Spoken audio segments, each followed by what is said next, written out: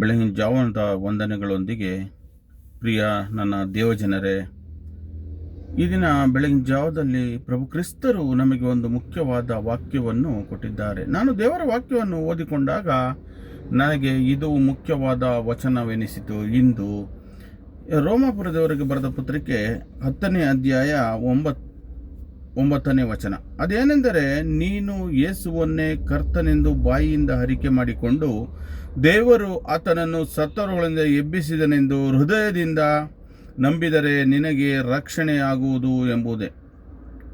ಪ್ರಿಯರೇ, ಈ ವಾಕ್ಯ ನಮಗೆ ಬಹುಮುಖ್ಯ. ಏಕೆಂದರೆ ಈ ವಾಕ್ಯವು ಕ್ರಿಸ್ತ ನಂಬಿಕೆಯ ಹೃದಯವನ್ನೇ ಕೇಳುತ್ತದೆ ಎಂಬುದಾಗಿ ನಮಗೆ ತಿಳಿಸುತ್ತದೆ.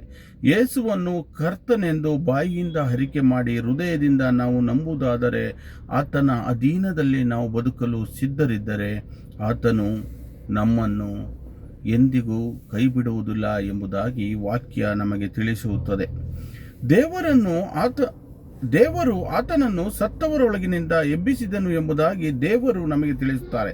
ಏಕೆಂದರೆ ತಂದೆ, ಮಗ, ಪವಿತ್ರಾತ್ಮರ ಮುಖಾಂತರ ತ್ರಿಯೇಕ ದೇವರನ್ನು ಆರಾಧಿಸುವ ನಾವು, ಪ್ರತಿದಿನವೂ ದೇವರನ್ನು ಆರಾಧಿಸುವ ನಾವು ಅದನ್ನು ಮುಖ್ಯವಾಗಿ ತಿಳಿದುಕೊಳ್ಳಬೇಕು. ಇಂತಹ ನಿಜವಾದ ನಂಬಿಕೆ ಮತ್ತು ಅರಿಕೆ ಇಂದಲೇ ರಕ್ಷಣೆ ದೊರಕುತ್ತದೆ ಎಂಬುದಾಗಿ ನಾವು ತಿಳಿದುಕೊಳ್ಳಬೇಕು. ಏಕೆಂದರೆ ದೇವರು ನಮಗೆ ಹೇಳುತ್ತಾರೆ, ಇದು ಬರೀ ಮಾತಲ್ಲ, ಹೃದಯದಿಂದ ಬರುವ ನಂಬಿಕೆ. ಅದು